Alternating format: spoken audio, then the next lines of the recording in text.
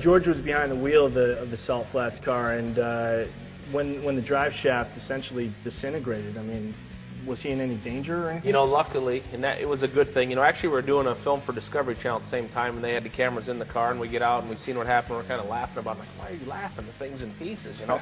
Like, you know, it did fail, it broke, but all the safety equipment that we'd built in there worked perfect. You know, I mean, because the drive shaft in this car is, you know, it's right here. It's an inch off his hip. Yeah. You know, spinning 9,000 RPM. Right. And we had it fully enclosed in chromoly, so all the safety equipment worked. And that really, I tell you, it's taken me 3 years, Chris, to get comfortable putting him in that thing at the starting line. I'm the guy that puts him in, puts the belts on him, fires the engine up, shuts the window net, and you know, you're sending your best customer in something you built from scratch down there. It's taken 3 years to get comfortable with it, and finally that was like the 6th pass last year, and I was really getting comfortable because it went 290 twice, and I mean, the car is by far the trickiest door slammer ever out there. I mean, we've got 40 channels of data.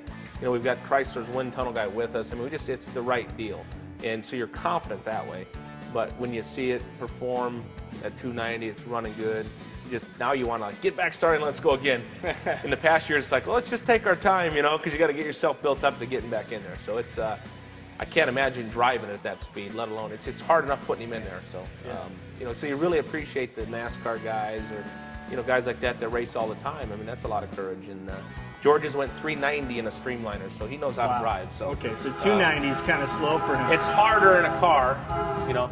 Our joke is we always got to open the door to let the train through. You know, when you're on the phone with somebody, hang on a minute, I can open the door.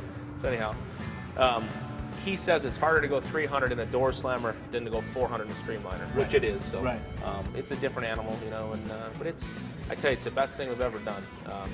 You just keep making things better, you know. And the only positive that we say is, you know, I'm glad it broke the last pass last year. Like if we'd have ran it a good pass, came back, and then went back, waited all this time, go back in August, first pass, and it broke, we're done. Or if it had broke right away, we're done, because that was definitely a weak link that we found, and at least it happened on the last day of the last pass. And, that's what it's all about, is building them, running them, learning from it, and building it better. And go again. Yeah. It's good stuff. We're lucky. And then next to the Bonneville Flats car is that nice Roadster. Tell us about that. Little 40 we built for a guy, Stan Fox. He's a local guy. Had a dream of building how would Henry Ford build a crazy concept car if he built a 40 Ford, and you know, that's our version of it. It's a 5.4 modular motor, and we built all the 90% of the body from scratch. It's all steel, and the hatch works like a new Corvette. And I mean, there's an immense amount of time in the car. It's a very pretty car.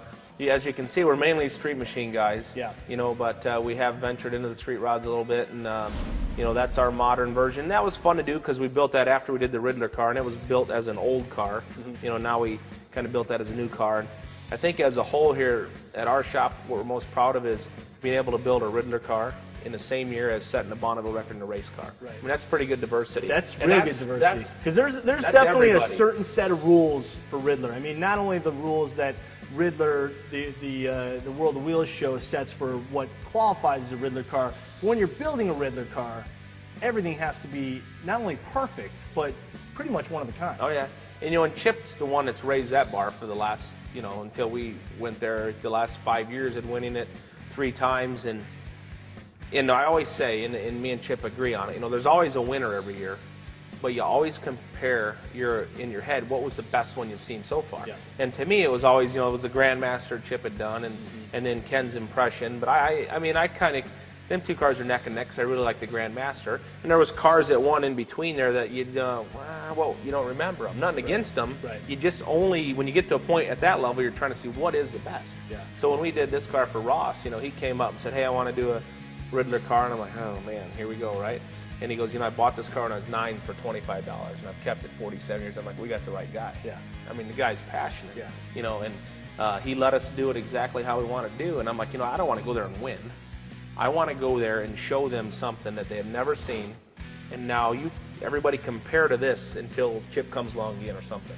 And I think we pulled that off. I mean, if Auto Week and all of the reviews that we got in the car, because it was absolutely scratch built, 100%. And where we kind of, like we get compared, me and Chip, a lot. You know, Chip's the cosmetic style, and it's just second to nobody. You know, and he knows how to finish stuff. And we use a lot of the same people. You know, upholstery and paint and things. So there's a lot of common there.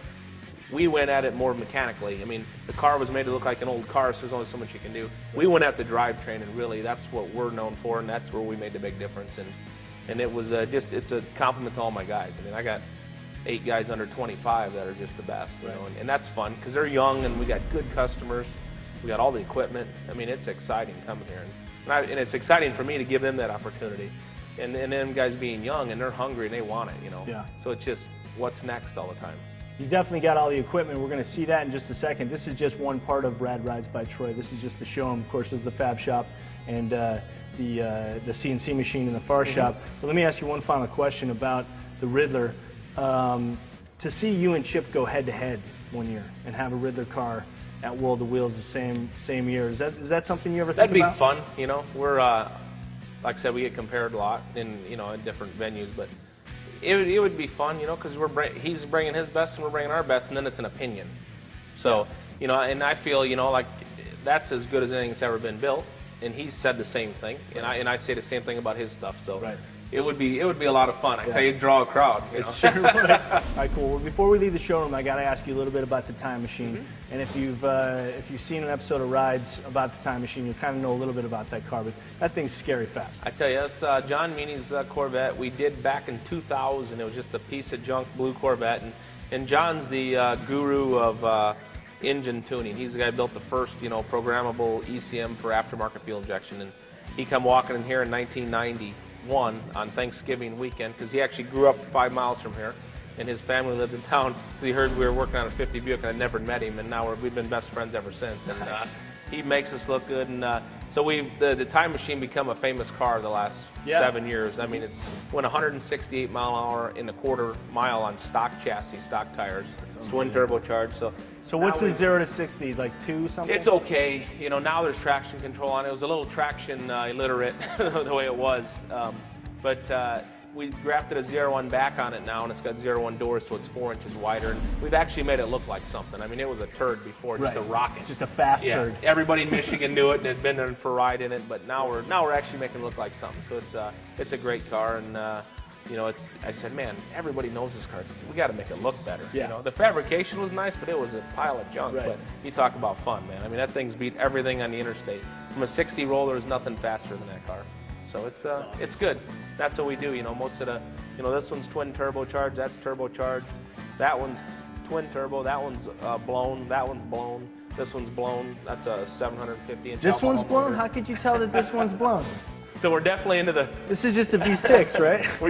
We're definitely into the horsepower thing, you know. So it's. I think so. You know, my joke. What's funny is like you have this thing here, Chris, which is just, you know, a monstrosity, and then the little 4-cylinder in the corner over there is only a couple hundred horsepower off of it. You know, that's the new power is more fun to me than this big stuff, you know. But it's fun. You know, we're lucky we get to do them both.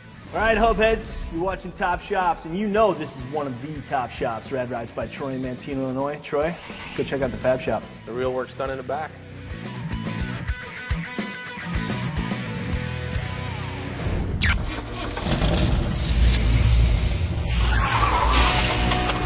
All right, Hubheads, you're watching Top Shops, and you know this is one of the top shops, Rad Rides by Troy in Manteo, Illinois.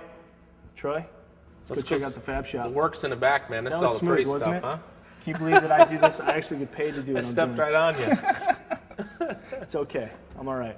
Feeling all right.